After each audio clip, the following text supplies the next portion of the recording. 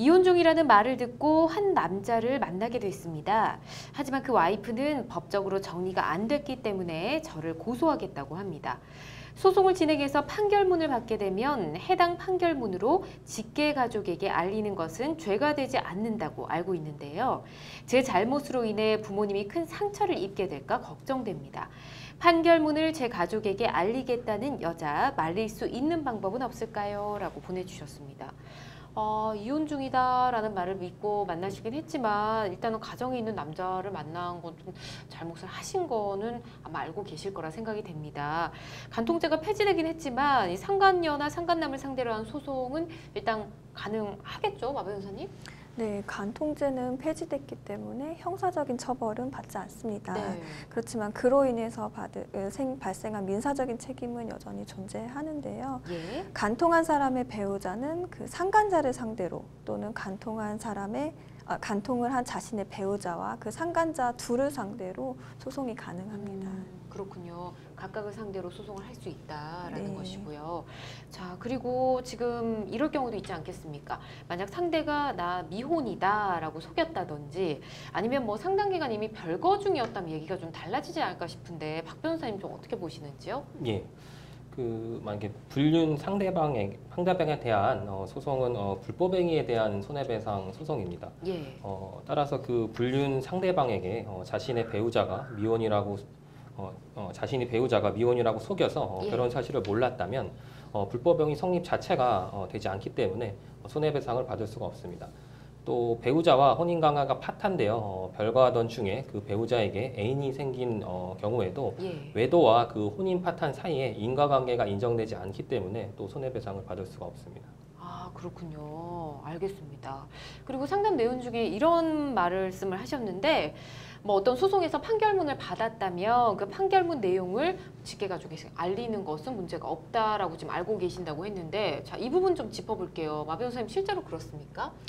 일반적으로 판결문을 다른 사람에게 알리는 게 명예훼손이 될 소지가 있기는 합니다. 하지만 판결문을 보게 될 상대방이 직계 가족이라면 사실 명예훼손에서 중요하게 판단하는 그 전파 가능성이라는 게 부정이 될 가능성이 매우 높습니다. 그쵸. 그렇기 때문에 그런 경우에는 명예훼손죄는 적용이 안 될 가능성이 높다고 생각이 됩니다. 예. 다만 이제 상대방이 질문자님에게처럼 직계 가족에게 알리겠다라는 그런 짧은 메시지 앞뒤에 살을 붙여서 예.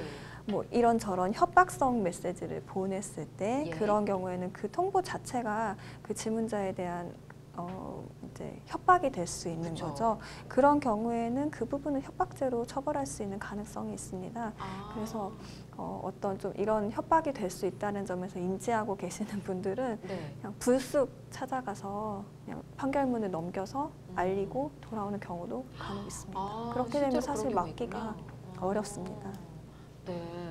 아무런 통보 없이 그렇게 판결물도 보여주고 할 수도 있다는 거네요. 그렇죠. 그렇게 되면 사실상 제 판단으로는 형사적인 처벌은 어려울 것 같습니다. 그렇군요.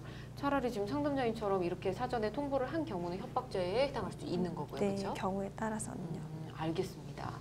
자, 만약 이혼 중이라는 사실이 거짓말이었다라고 한다면 이 상담자분도 어떻게 보면 그 상대방에게 속은 거지 않겠습니까? 그럴 경우에는 이 남자분한테 뭐 어떻게 이럴 수 있냐, 뭐 책임을 좀 물을 수 있지 않을까 싶은데요. 조금 특이한 경우인데요. 예. 어차피 상대방 같은 경우가 이혼 중이라고 얘기를 했다 하더라도 예. 이 현재 상태는 그 상대방은 혼인은 계속 중인 상태인 거잖아요. 그렇죠. 예, 이거 속였다고 하더라도 네. 과연 이 여자분에게 뭐 어떤 피해가 있을까라는 부분이 조금 문제가 될 수 있을 것 같습니다. 네. 근데 그렇다 하더라도 이 여자분 입장에서만 판단을 해본다면 네. 이 자기가 만나고 있는 유부남이 이혼을 할 거라는 것과 아니면 그냥 그 관계를 계속 유지할 거라는 거는 조금 다른 차이가 있을 수 있을 것 같습니다. 네. 그래서 이런 부분들을 조금 강조를 해서 손해배상 청구를 한다면 뭐 조금이나마 위자료 네. 무죄를 좀 받을 수 있지 않을까 그런 생각이 좀 듭니다. 상대 남자한테요? 알겠습니다. 자, 우선은 이렇게 답변 드리도록 할게요. 일단 말릴 수 있는 방법. 자, 일단 질문 말릴 수 있는 방법이 있냐라고 질문을 주시긴 해서 두 분께 한번 질문 드려볼까요? 지금 법적인 내용은 다 말씀을 드렸는데 판결문 보여주지 않을 수 있게 하는 그런 방법도 있을까요? 뭐 판결문을 직접 보여주지 못하도록 네. 물리적으로 막을 수 있는 방법은 사실 없는 것 같고요. 아, 다만 이제 이 사람이 지속적으로 네. 내가 판결문을 가족에게 뭐 알리겠다, 그래서 너 뭐 망신을 주겠다, 아니면 네. 부모님이 힘들게 하겠다, 이런 문자 메시지를 계속 보낸다고 한다면 이거는 이제 뭐 정보통신망법 위반 행위이기도 해요. 예. 불안을 느낄 만한 이제 내용을 계속 송신을 한 거기 때문에 갑자기 그런 이제 협박죄 비슷한. 네, 거네요. 비슷한 범죄입니다. 예. 그렇기 때문에 그런 경우에는 뭐 미리 접근 금지 신청 같은 거를 해볼 수는 있습니다. 예. 근데 그게 뭐 인용될 가능성이 이렇게 높지는 않지만요. 근데 그게 인용된다고 하더라도 이 사람이 뭐 물리적으로 오는 것을 막을 수 있는 것은 아니지만, 만약에 네가 이 접근 금지 명령을 어긴다면 예. 뭐 얼마의 벌금이다, 이런 것이 적용이 되기 때문에 간접적으로 억제하는 효과는 있을 수 있습니다. 간접적으로 억제하는 효과. 네. 몇 가지를 추가로 말씀해 주셨는데 혹시 박 변호사님도 뭔가 판결을 보여주지 않을 수 있는 방법 있으실까요? 예. 뭐 현실적으로 뭐 법적인 조치, 아까 뭐 네. 마경명 변호사님 말씀해주신 것처럼 뭐 접근 금지 가처분 정도를 생각해 볼 수 있겠는데요. 네.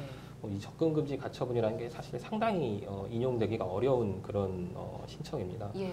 그래서 만약에 접근 금지 가처분이 될 정도면 이미 이 상대방 같은 경우에는 어떠한 범죄 행위까지 나아갔을 거라고 보입니다. 그렇군요. 이걸 가지고 이 판결문을 보여주겠다. 예. 어찌 보면 이 자체가 협박 행위가 될 수 있고, 그렇죠. 이거를 네가 어떠한 행위를 하지 않으면 내가 이걸 또 뭐 보여주겠다. 이런 것은 어떤 또 강요죄가 될 수 있는 그런 행위이기 때문에 예.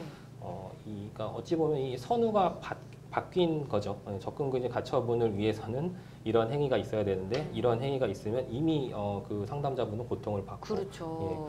조금 어려운 부분이라고 할 수 있는데 현실적으로 해결할 수 있는 방법은 접근금지 가처분, 그래도 말씀드리고 싶네요. 네. 우선 대화로 잘 해결을 먼저 해보시는 게 좋겠고요. 우선 이렇게 답변 드리겠습니다.